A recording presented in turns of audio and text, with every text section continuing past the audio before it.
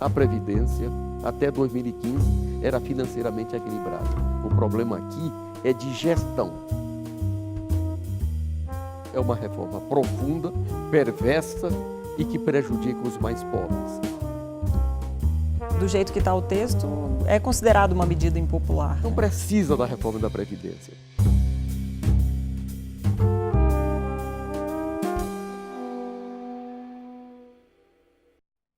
Senador, o senhor esteve com a caneta da Previdência nas mãos já e pode nos ajudar a esclarecer algumas coisas. O governo disse que o déficit da Previdência no ano passado foi 150 bilhões de reais, mas algumas organizações da sociedade civil dizem que não há déficit. E aí, quem está falando a verdade? Em 2003, o Brasil fez uma grande reforma da Previdência Social.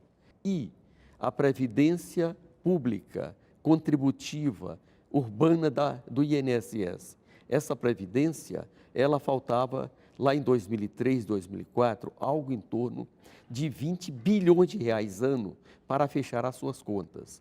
Ou seja, entre o que a gente arrecadava e o que nós pagávamos, faltava em torno de 20 bilhões de reais. Esse processo foi se ajustando. Eu assumi o Ministério da Previdência Social em 2008 e já em 2009, o que nós arrecadamos cobriu tudo o que nós tínhamos que pagar do INSS urbano e sobrou mais de 2 bilhões de reais. Esse processo continuou crescendo. Entre 2011 e 2014, entre o que nós arrecadávamos todo ano, sobrava mais de 30 bilhões de reais. Em 2015, começa a pauta-bomba do deputado Eduardo Cunha. E aí veio a desoneração da contribuição patronal sobre a folha e passou para o faturamento. Isso não era o problema. O problema foi o percentual, que deveria ser no mínimo de 2,5% e foi aprovado aqui no Congresso Nacional entre 1% e 1,5%. Mesmo assim, em 2015, ainda sobrou 5,8 bilhões de reais. Ou seja, o que nós arrecadamos cobriu tudo o que nós tínhamos que pagar e teve saldo positivo. Qual foi o problema? Foi 2016. No dia 12 de maio, a senhora presidente da República foi afastada. No dia 13 de maio, foi editada uma medida provisória, extinguiu o Ministério da Previdência, o cofre da Previdência foi levado para a Fazenda e, ao final de 2016, foi fabricado um rombo de 46 bilhões de reais nessa Previdência, que até então sobrava positivamente mais de 30 bilhões de reais. É por isso que 62 senadores da República pediram a instalação da CPI da Previdência, que está em pleno funcionamento. Mas de onde vem esse rombo? Como é que foi fabricado isso na visão do senhor? Esse é o desafio que a Previdência está desatando, está processando, está investigando. Portanto, a questão aqui é de gestão, não é necessariamente de natureza financeira. Pode ter até uma crise sazonal temporal, mas o principal objetivo aqui é de gestão. Esta CPI já chegou à primeira grande conclusão. A maior devedora da Previdência hoje é a Varig, que está falida. A segunda maior devedora da Previdência é o grupo JBS. Esse grupo deve 2 bilhões e 400 milhões de reais só à Previdência Social. Por que essas dívidas previdenciárias não são cobradas? Porque também elas não começaram hoje, né, senador? É uma coisa antiga. A empresa pega a contribuição do trabalhador, embolsa e não paga nem a parte do trabalhador e nem a parte dela. Você ter uma ideia? A CPI já fez outro grande levantamento. A dívida ativa, aquela que está sendo cobrada em juízo da Previdência Social, é 440 bilhões de reais. 1.000 devedores desse grupo deve 211 bilhões de reais. Ou seja, 1.000 devedores, onde está a JBS, deve basicamente a metade de toda a dívida que a Previdência tem a receber. E mais ainda, lá em 2003, nós fizemos um grande debate sobre a dívida ativa da União e as dificuldades de recebê-la. E um dos dados do diagnóstico era a pequena quantidade de varas da Justiça Federal. tinha menos de 200 varas da Justiça Federal em 2003. No governo Lula e no governo Dilma, nós abrimos 413 novas varas da Justiça Federal. Com que objetivo? Para interiorizar a Justiça Federal brasileira e para acelerar a cobrança da dívida ativa. Essa dívida ativa hoje soma 1,8 bilhões de reais. Nesse montante está incluído também o do INSS. Isso representa 1/3 do produto interno bruto brasileiro. E está na mão de mais ou menos 4 a 5 mil empresas. E quem são essas empresas? Quando você vai ao TSE e analisa as empresas que financiam a campanha eleitoral, são exatamente elas. O que é que elas fazem? Elas seguram, primeiro, a dívida no CARF, junto à Receita Federal, que é um conselho, e segura ali, em média, 8 anos. Depois é ajuizado. E na Justiça, ela segura por mais 12 anos. Ou seja, essas grandes empresas, que são também as financiadoras de campanha eleitoral, levam, em média, 20 anos para pagar a sua dívida fiscal e previdenciária, com agravante. Durante 20 anos, você tem, em média, 4 refises, que são programas de refinanciamento da dívida para com a União. E em cada refis, você tem o perdão da multa e tem o perdão também dos juros. Ou seja, você abate, em média, em 1/3 essa dívida. E aí a grande injustiça. A ampla maioria dos contribuintes pagam em dia, honram seus compromissos, mas os grandes financiadores de campanha eleitoral financiam os parlamentares, têm as suas anistias, e é por isso que nós temos dificuldade em receber aquilo que a Previdência deve. E o governo está depositando a sua contribuição patronal de servidores públicos e empregados públicos? Sim, desde 2004, após a reforma da Previdência, que é a Emenda Constitucional 41, em que eu tive o privilégio de ser o relator aqui no Congresso Nacional. Desde 2004, todo mês, o governo federal deposita os seus 22% como empregador e escritura os 11% do trabalhador do serviço público. Até 2013, só era escriturado os 11% do trabalhador. O Estado, como empregador, não depositava os seus 22%. Felizmente, de abril de 2004 para cá, todo mês é depositado e é transparente. Qualquer cidadão que queira entrar na página do Ministério do Planejamento vai ver lá, item por item, rubrica por rubrica, ministério por ministério.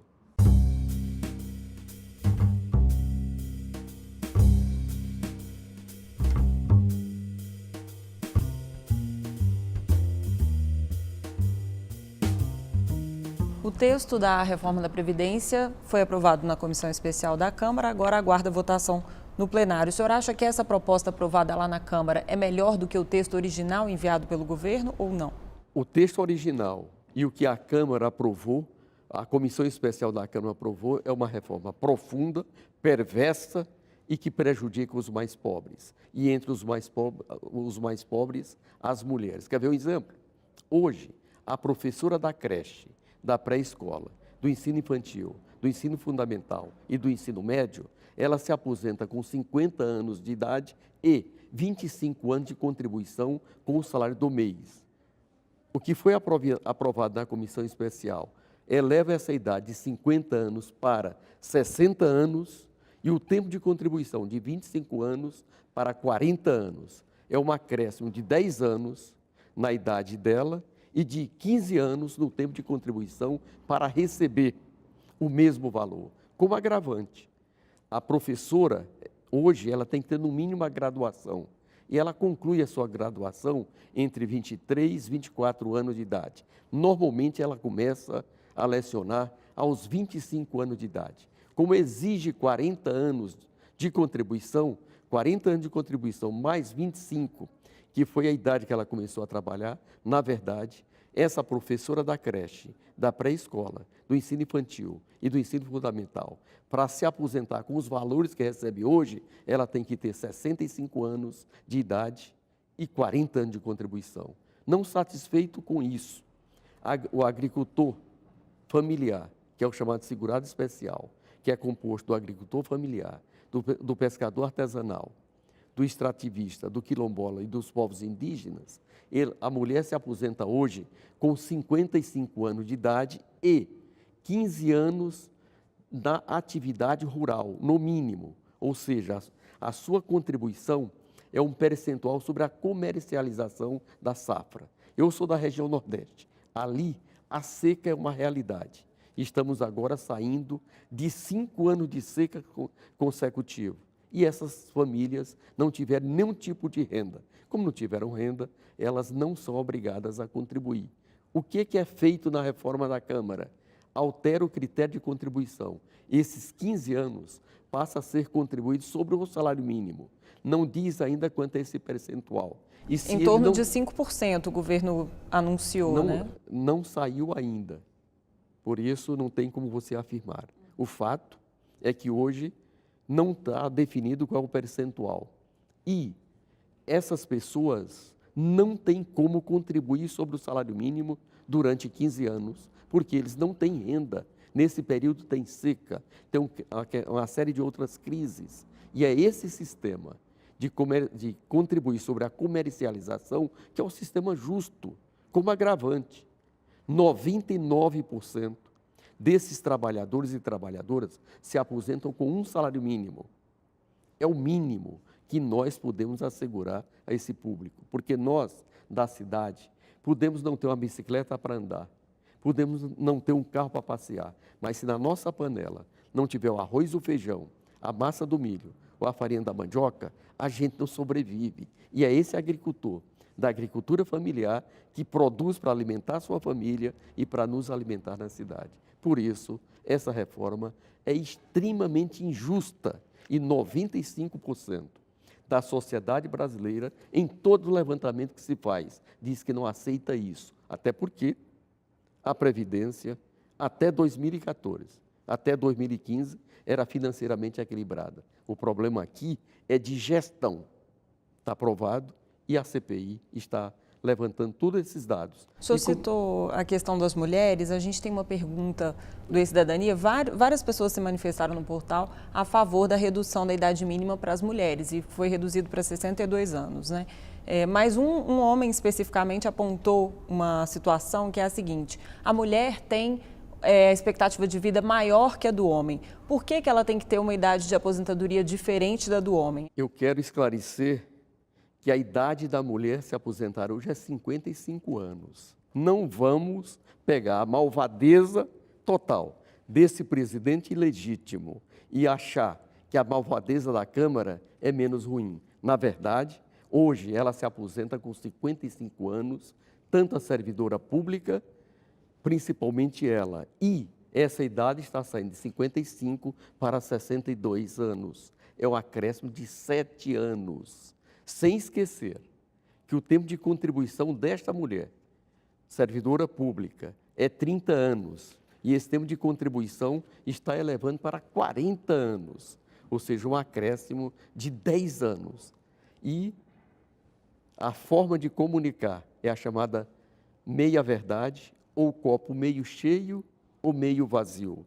Se você parte das regras vigorantes hoje, você está elevando 10 anos no tempo de contribuição e 7 anos na sua idade.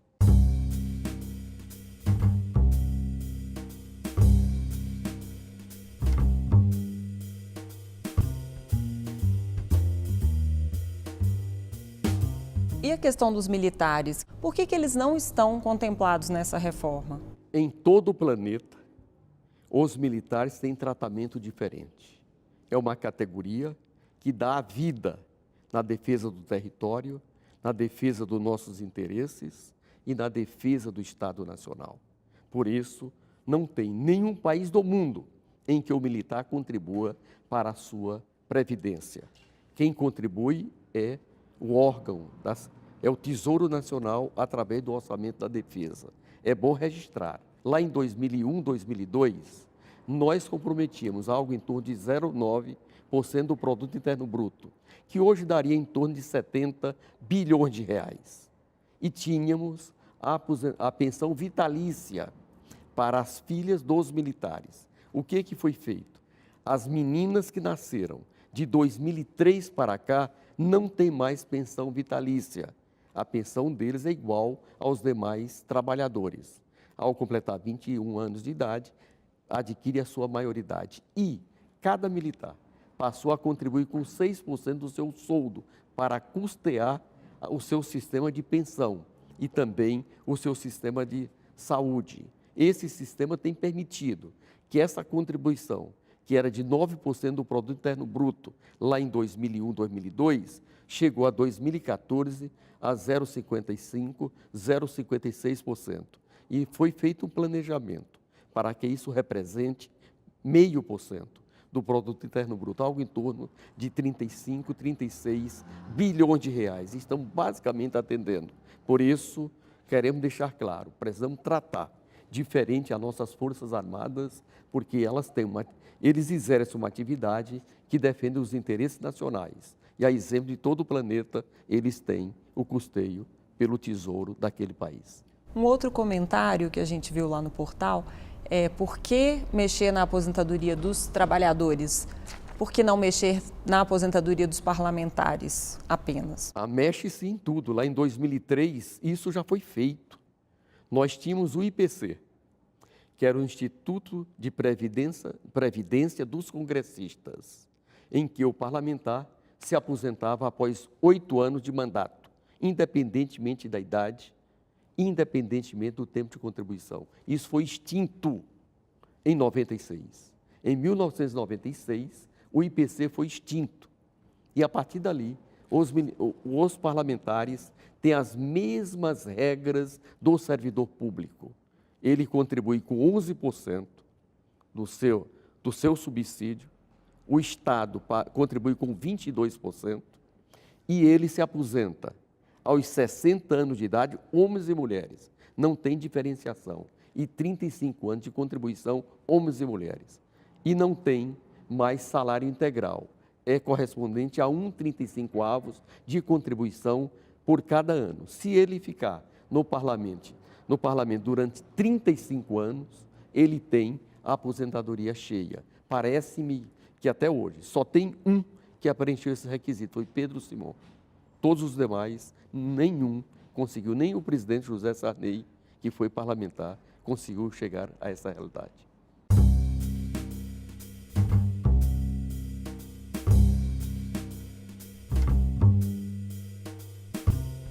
Senador, como é que fica a expectativa de votação desse texto lá no plenário da Câmara, agora que o governo enfrenta uma crise política? Na verdade, a crise política não começou hoje. Começou em 2015 com a pauta-bomba do Eduardo Cunha, com o pedido de diplomação do senhor Aécio Neves em novembro de 2014. Felizmente, o Tribunal Superior Eleitoral negou. Em seguida, com o pedido de recontagem dos votos, achando que o TSE tinha fraudado as eleições de 2014. Chegou em agosto de 2015, foi comprovado que não tinha nenhum erro. Continuou com o processo de impeachment, em que o PSDB pediu um parecer e pagou pelo parecer em maio de 2015, protocolado na Câmara Federal em setembro de 2015. Continuou com o processo de impeachment, se aprofundou com a posse do vice-presidente e a crise toda continua. Essa crise, na minha leitura, só se resolverá com as novas eleições, quando o Brasil terá um novo contrato social. Esse é o limite para que nós possamos construir um novo processo com crescimento econômico, inclusão social e distribuição de renda. Até lá não vai haver reforma da Previdência, na opinião do senhor? Primeiro que não precisa da reforma da Previdência. Já mostrei aqui de que a Previdência Contributiva Urbana do INSS, que é a grande Previdência, de 2011 a 2014, todo ano, o que a gente arrecadava, pagava tudo o que era necessário e sobrava mais de 30 bilhões de reais ano a ano. Quem quiser ter acesso a isso, é só entrar na página do Ministério do Planejamento, do Ministério da Fazenda, que está lá, é público. Isso já inclui a perspectiva de envelhecimento populacional? ou precisaria mexer em alguma coisa, fazer uma outra reforma? A nossa Previdência, ela é um sistema em que é um pacto entre as gerações. A geração que está hoje no mercado de trabalho contribui para pagar a aposentadoria e a pensão daquela que ontem estava no mercado de trabalho. O efeito do bônus demográfico, nós já ultrapassamos. O nosso envelhecimento não é tão forte assim. E os cálculos que foram feitos lá em 2003 dão uma sustentabilidade a essa Previdência até 2100, não é apenas 2060. O que foi feito foi um cálculo fraudado em cima de dados para provocar esse déficit. É por isso que na CPI da Previdência nós estamos abrindo todos os números e deixa qualquer cidadão indignado pelos cálculos que foram feitos de propósito para tentar fabricar um déficit que não existe.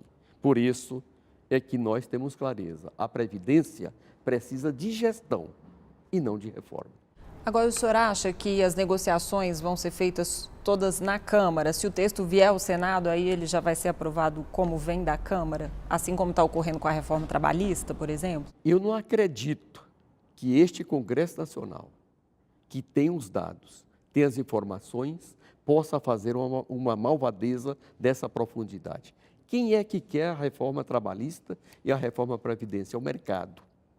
Agora, é interessante, essa entidade ninguém conhece, ninguém sabe nem o seu endereço, ninguém sabe qual é o seu CPF ou o CNPJ, mas que sangra a sociedade brasileira, sangra muito. Por isso, entre o mercado e os interesses de um país que tem 205 milhões de pessoas, eu fico com o meu país, o meu Brasil. Um cidadão sugeriu fazer referendo para a reforma da Previdência. Nós apresentamos na Câmara Federal, na Comissão Especial, o referendo. Lamentavelmente, a base do governo não aprovou o referendo. É porque, do jeito que está o texto, é considerado uma medida impopular, né? Não é só impopular, ela é injusta, ela é desigual e prejudica os mais pobres. É por isso que a sociedade rejeita. O senhor acha, então, que não tem que fazer nenhuma mudança, nem considerando envelhecimento, considerando aí novos cálculos? O senhor citou cálculos de 2003. Não é preciso fazer novos cálculos e atualizar? Nós temos os cálculos, nós temos os grupos de estudo. Eu estudo a Previdência desde 1995, quando cheguei aqui no Parlamento. Estou aqui há 23 anos. Nesse período, todas as comissões especiais, todas as reformas da Previdência, eu fui membro titular ou relator. Fui ministro da Previdência. Nós também tínhamos o compromisso de fazer com que a Previdência contributiva urbana passasse a ser financeiramente equilibrada. Fizemos isso de 2009 a 2015 e de 2011 a 2014 sobrou mais de 30 bilhões de reais por ano. Volto a registrar, em maio de 2016, o Ministério da Previdência foi extinto. O cofre da Previdência foi para o Ministério da Fazenda e finalizou 2016 com um rombo de 46 bilhões de reais. E esta CPI, aqui do Senado Federal, está exatamente muito adiantado para esclarecer para a sociedade de que este rombo foi fabricado. Para quê? Para tentar justificar essa malvadeza que o mercado impôs ao Estado brasileiro. E como o mercado sabia de que só através de um golpe parlamentar era possível apresentar uma agenda dessa, porque discutindo com a sociedade, jamais alguém seria eleito com essa agenda que é perversa, que é maldosa e que prejudica os mais pobres, e entre esses as mulheres. É por isso que o golpe parlamentar foi dado. Evidentemente que se nós não tivermos mobilização social, se não tiver pressão social, aqui vai ser aprovado. Senador, obrigada pela presença e até a próxima. Um abraço.